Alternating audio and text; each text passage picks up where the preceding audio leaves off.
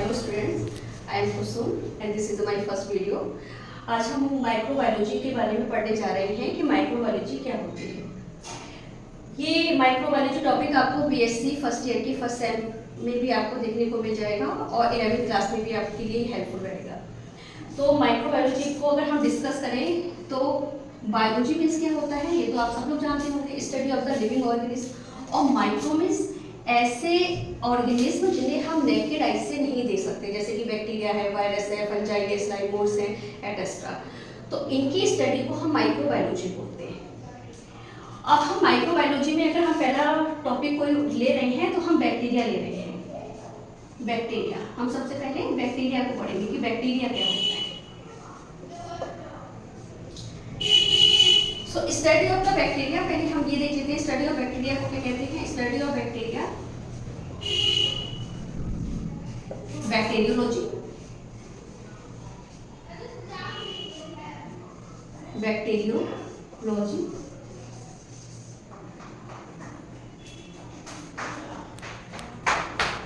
ये Greek word है। Greek word little rock से लिया गया है। लिटिल रॉक, इसका मीन्स होता है लिटिल रॉक। जो सबसे पहला बैक्टीरिया डिस्कवर किया था वो बैसिलस बैक्टीरिया था, और बैसिलस जो बैक्टीरिया की जो शेप थी वो रॉड लाइक थी, इसलिए उसे लिटिल रॉड बोला गया है। बैसिलस बैक्टीरिया लिटिल रॉड की तरह इस टाइप से स्ट्रक्चर आपको देखने को मिलेगा। जो टर्म है बैक्टीरिया वो किसने दिया है? एहरेनबर्ग ने। एहरेनबर्ग ने। और father of bacteria, father of bacteria किसे कहते हैं? Antony van Leeuwenhoek. इनको फादर ऑफ माइक्रोबायोलॉजी भी बोलते हैं। Father of microbiology.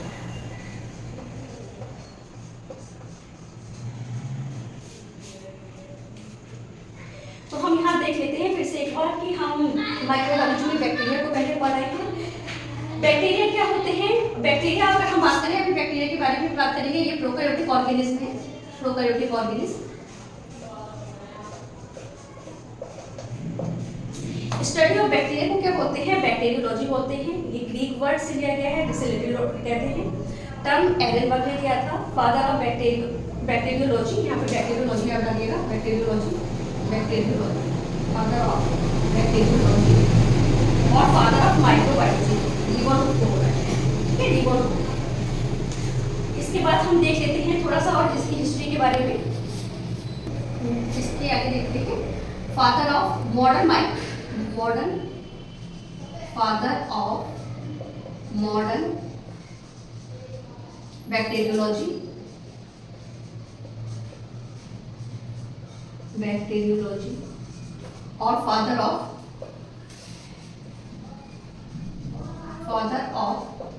Modern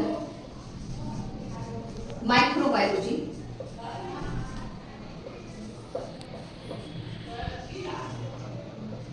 Lewis Pasteur को बोलते हैं। Louis pasture.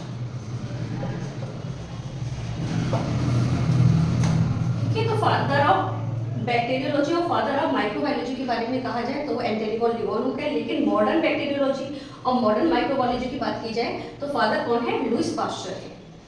इसके बाद में लुईस पास्चर ने जर्म थ्योरी ऑफ डिसीज भी दी थी। जर्म थ्योरी ऑफ डिसीज इन्होंने ही सबसे पहले बताया था कि जो डिसीज होती हैं वो कुछ माइक्रोब्स के थ्रू होती हैं, कुछ वायरस के थ्रू होती है, कुछ बैक्टीरिया के थ्रू होती है।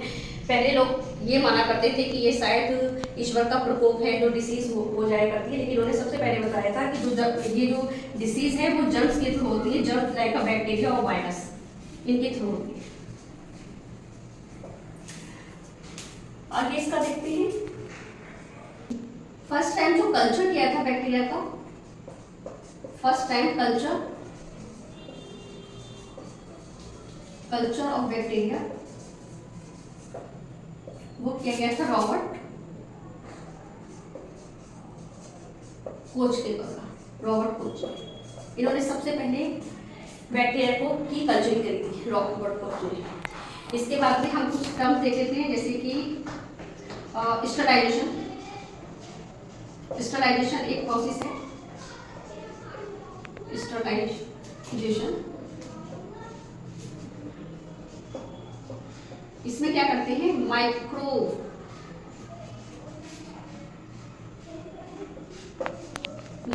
फ्री कंडीशन प्रोवाइड की जाती है, माइक्रो फ्री कंडीशन प्रोवाइड। इसे किसने डिस्कवर किया था, स्टरलाइजेशन को? Joseph Lister.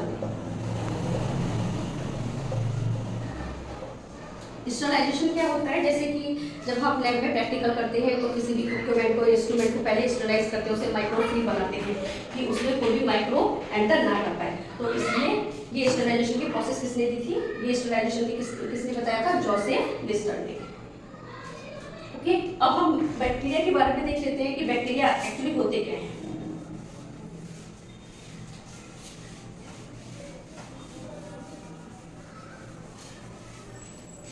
बैक्टीरिया क्या है, बैक्टीरिया की बात की जाए तो ये कैसे हैं, ये कैसे होते हैं, प्रोकैरियोटिक ऑर्गेनिज्म होते हैं, प्रोकैरियोटिक ऑर्गेनिज्म। ऐसे ऑर्गेनिज्म जिसमें प्रिमिटिव टाइप का न्यूक्लियस पाया जाता है, primitive type of nucleus present. Primitive type के न्यूक्लियस उसको बोलते हैं जिसमें जो जेनेटिक मटेरियल होता है, जेनेटिक मटेरियल इसमें सर्कुलर टाइप का होता है और उसके चारों ओर न्यूक्लियर मेम्ब्रेन प्रेजेंट नहीं होती है, मतलब जो न्यूक्लियस होता है वो प्रिमिटिव टाइप का होता है, ठीक है। और ऐसे न्यूक्लियस को न्यूक्लियोइड और जीरोफोर बोलते हैं, जीरो। अभी हम पढ़ेंगे बैक्टीरिया के बारे में, बैक्टीरिया का पूरा स्ट्रक्चर पढ़ेंगे, उसमें क्या क्या स्ट्रक्चर होते हैं वो भी हम देखेंगे। तो स्टार्ट करते हैं स्ट्रक्चर ऑफ द बैक्टीरिया। तो हम यहाँ पे देखते हैं structure of the bacteria. Structure of bacteria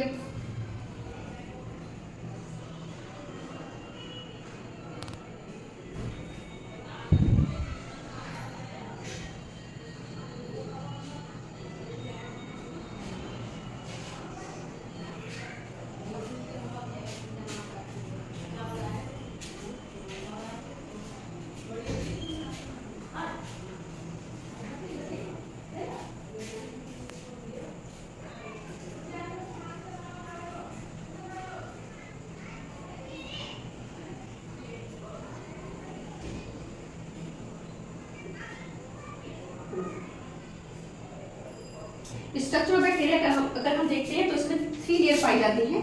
सबसे पहली ग्लाइकोकैलिक्स,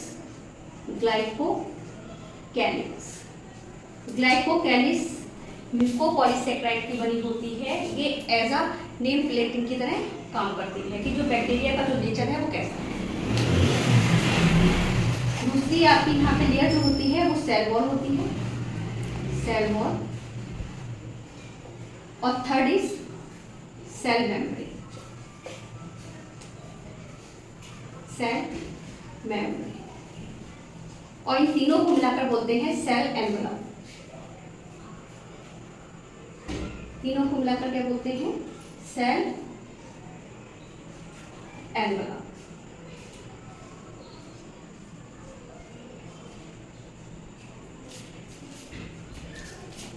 जो ये इनफोल्डिंग है, इनफोल्डिंग होती है सेल मेम्ब्रेन की, उसे बोलते हैं मीजोसोम, मीजोसोम। मीजोसोम स्ट्रक्चर है as a analogous to the eukaryotic mitochondria. यहाँ पे वर्क करता है electron transport system, contains ETS। ये भी इनफोल्डिंग ही है। इसका वर्क क्या होता है, इसका वर्क होता है increase the surface area. Mesosome का क्या काम होता है कि ये सरफेस एरिया को इंक्रीज करता है।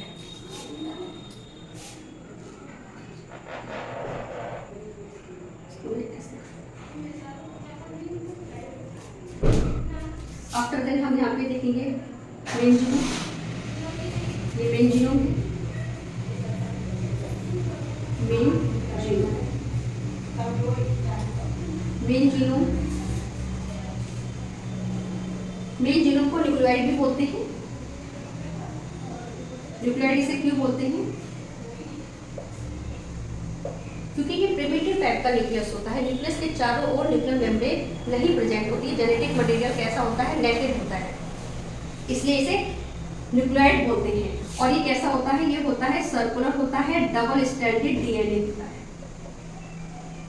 सेम यहाँ पर एक एक्स्ट्रा क्रोमोसोमल डीएनए प्रेजेंट होता है, extra chromosomal DNA, extra chromosomal DNA.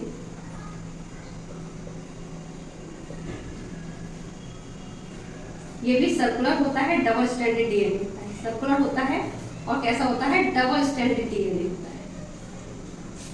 Beside that यहाँ पर फ्लेजेला प्रेजेंट होती है, फ्लेजेला, फ्लेजेला,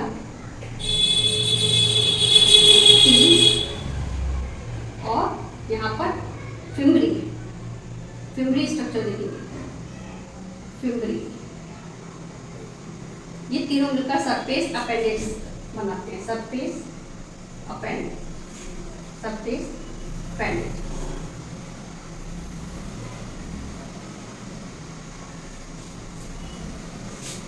यहाँ पर इसका साइटोप्लाज्म प्रेजेंट होगा, साइटोप्लाज्म हो सकते हैं, मैट्रिक्स हो सकते हैं, और ये यहाँ पर inclusion board, inclusion board, inclusion board जो क्या करती है? स्टोर करती है फूड को, स्टोर। तो ये पूरा हमने स्ट्रक्चर देखा।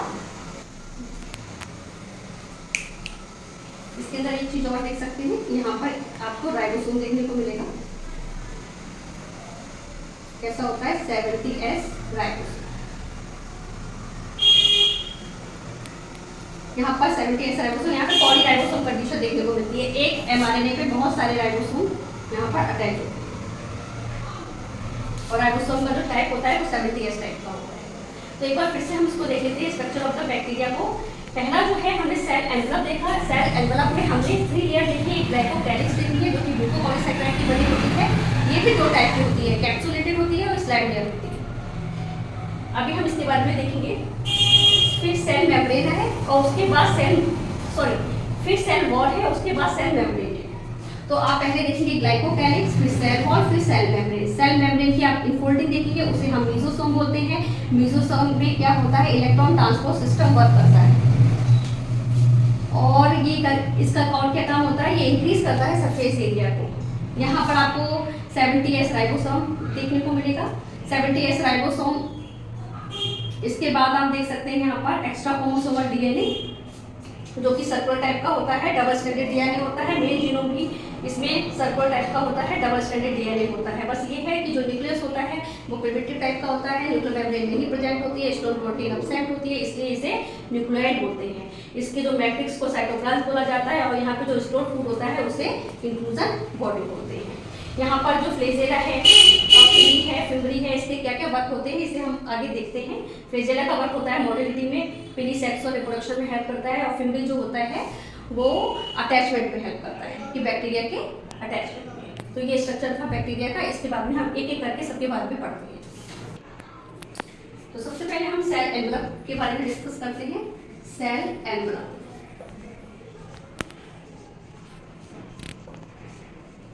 सेल एनवलप में हमने क्या देखा था? 3 चीजें देखी थी। एक तो glycocalyx, glycocalyx, next cell wall और cell membrane, cell membrane. Glycocalyx mucopolysaccharide का बना होता है, म्यूकोपॉलीसैकेराइड।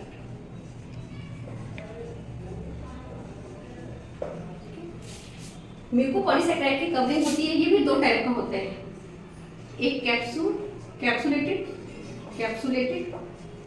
और दूसरा slime layer. Slime layer capsulated में जो म्यूकोपॉलीसैकेराइड की जो कवरिंग होती है वो थिक होती है, ये थिक होता है, और यहाँ पर ये स्लाइम लेयर में म्यूकोपॉलीसैकेराइड की जो कवरिंग होती है वो थिन होती है। ठीक है, तो ये हमने ग्लाइकोकैलिक्स के बारे में पढ़ा।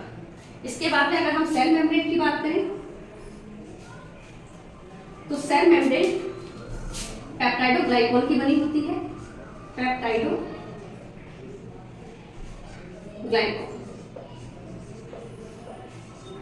पेप्टाइडो मतलब यहाँ पर 4 से 5 अमाइनो एसिड होते हैं, अमाइनो एसिड, और ग्लाइकोन मीन्स कार्बोहाइड्रेट, कार्बोहाइड्रेट। अगर सेल वॉल की बात करें तो ये पेप्टाइडोग्लाइकॉन की बनी होती है, इसे म्यूरिन भी बोलते हैं, और म्यूरिन भी बोलते हैं इसे, म्यूरिन। तो बैक्टीरिया की जो सेल वॉल होती है वो पेप्टाइडोग्लाइकॉन की बनी होती है, और यहाँ पे कार्बोहाइड्रेट प्रेजेंट होता है नैब और नैम के रूप में, नैब और नैम के रूप में, नैब और NAM, N acetylglucosamide and acetylmuramic acid. After that cell membrane, तो cell membrane as like a eukaryotic की तरह होती है, as like a eukaryotic, as like a eukaryotic cell lipid और प्रोटीन की बनी होती है, लिपिड और प्लस प्रोटीन की बनी होती है। तो यहाँ हमने डिस्कस किया सेल एनवेलप को बैक्टीरिया के, जो कि 3 पार्ट में डिवाइडेड है, एक ग्लाइकोकैलिक्स में, दूसरा सेल वॉल में, और थर्ड इज सेल मेम्ब्रेन में।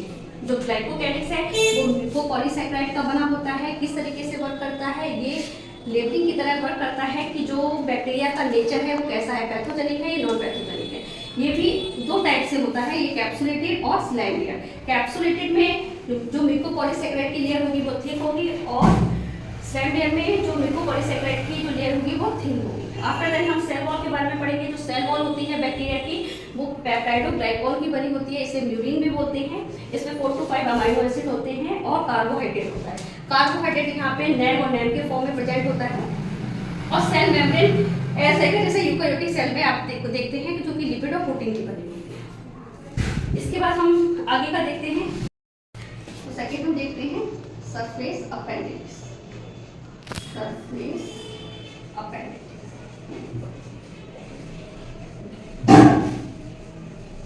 सरफेस अपेंडिक्स में हमने क्या देखा था, इसे 2 पार्ट में डिवाइड करते हैं, role in motility, role in motility,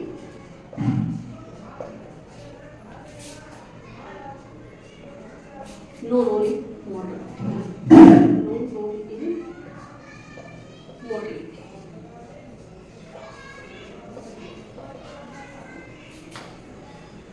role in motility में कौन आ जाते हैं, फ्लैजेला, फ्लैजेला। ये अराइज होते हैं, arise from basal body, basal body. यहाँ पर 9+2 अरेंजमेंट अपसेंट होता है, 9+2 अरेंजमेंट अपसेंट होता है। ये 9+2 अरेंजमेंट क्या है ये हम सेल में देखेंगे, माइक्रोट्यूब्यूल्स का। और after then no role in motility, उसमें आ जाते हैं पिलाई और प्लस फिब्रिल। पिलाई है ये सेक्स और रिप्रोडक्शन में हेल्प करते हैं, सेक्स और रिप्रोडक्शन में हेल्प करते हैं by the formation of conjugation tube. ये कंजुगेशन ट्यूब बनाते हैं, कंजुगेशन ट्यूब का फॉर्मेशन करते हैं। फिब्रिल है ये अटैचमेंट में हेल्प करते हैं, अटैचमेंट में, बैक्टीरिया के अटैचमेंट में हेल्प करता है तो फिब्रिल। तो यहाँ पे सरफेस अपेंडिक्स में हमने 3 चीजें देखी थी, एक तो फ्लैजेला, पिलाई और फिब्रिल। तो कुछ स्ट्रक्चर जो कि मोटिलिटी में हेल्प करते हैं जैसे कि फ्लैजेला, जो रोल मोटिलिटी में नहीं करते हैं जैसे पिली और फिब्रिल। फ्लैजेला जो होता है वो बेसल बॉडी से अराइव होता है, इसमें 9+2 अरेंजमेंट अपसेंट होता है। ये फ्लैजेलिन प्रोटीन का बना होता है, फ्लैजेलिन प्रोटीन का बना होता है। पिली है ये सेक्स और रिप्रोडक्शन में हेल्प करते हैं with the formation of the conjugation tube. और फिब्रिल है वो अटैचमेंट पहले चलेगा। और थर्ड अब रहता है साइटोप्लाज्मिक कंटेंट। तो हम साइटोप्लाज्मिक कंटेंट को भी यहाँ पर कंटिन्यू करते हैं। थर्ड हम देखते हैं यहाँ पे साइटोप्लाज्मिक कंटेंट। Cytoplasmic content. तो साइटोप्लाज्मिक कंटेंट में हम क्या देखेंगे? सबसे पहले हम देखेंगे मीजोसोम। मीजोसोम मीजोसोम मीजोसोम क्या है? मीजोसोम इनफोल्डिंग है और plasma membrane.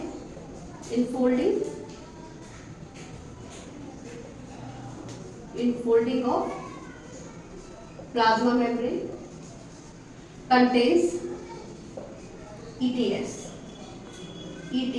Electron transport system. Electron transport system कहाँ वर्क करता है? प्लाज्मा मेम्ब्रेन में। सेकंड, ये इंक्रीज करता है सरफेस एरिया को। Increase surface area. एनालोगस है, एनालोगस ऑफ माइटोकॉन्ड्रिया के एनालोगस होता है। फिर यहाँ पे हम देख लेते हैं साइटोप्लाज्मिक कंटेंट में ही मेन जीनोम के बारे में। मेन जीनोम ये कैसा होता है? ये सर्कुलर होता है, डबल स्ट्रैंडेड DNA होता है। इसे न्यूक्लियोइड भी बोलते हैं। क्या बोलते हैं? न्यूक्लियोइड। और 04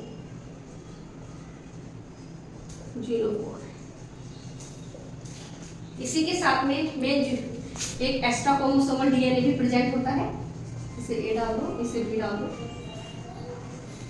यहाँ पे C। एक्स्ट्रा क्रोमोसोमल DNA जिसे प्लाज्मिड बोलते हैं। एक्स्ट्रा क्रोमोसोमल DNA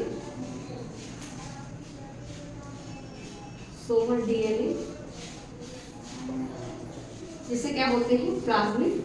और ये कैसा होता है? ये भी सर्कुलर होता है और डबल स्ट्रैंडेड DNA होता है। डबल स्ट्रैंडेड DNA होता है। इसके बाद में देख सकते हैं यहाँ पर राइबोसोम। यहाँ पे राइबोसोम भी प्रेजेंट होता है। 70S टाइप का राइबोसोम है। इसको रफ कर देते हैं।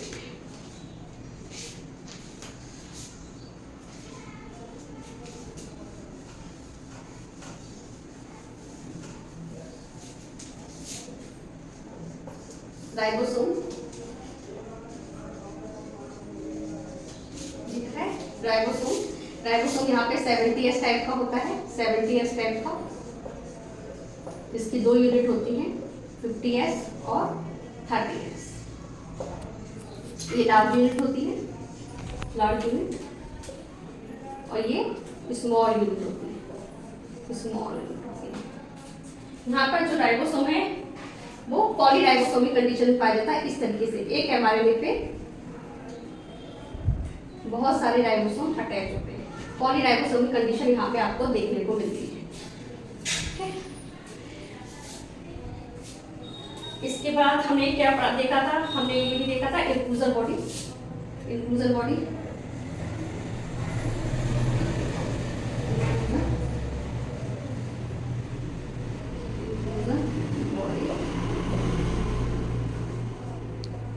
क्या होती है? स्टोर फूड होती है बैक्टीरिया की। इसमें क्या होती है? कुछ फास्फोरस ग्रेन्यूल्स प्रेजेंट होते हैं।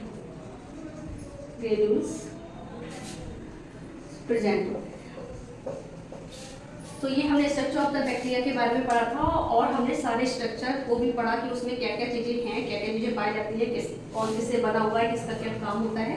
तो ये हम इसके बाद में नेक्स्ट हम आगे वीडियो में कंटिन्यू करेंगे।